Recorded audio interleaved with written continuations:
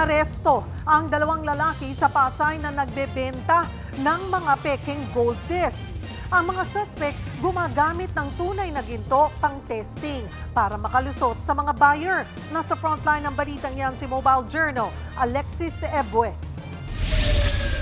Huli sa entrapment operation ang dalawang lalaking ito sa Pasay. Bistado ang pagbebenta nila ng peking gold disc.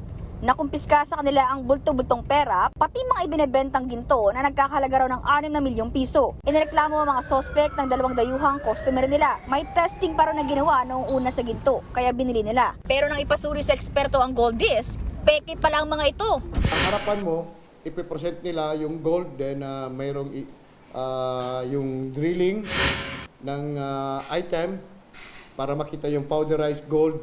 So, but meron na silang naka-ready na for switching na yung totoong gold ang ipaprocess sa testing. Yung powderized gold na i-process nila.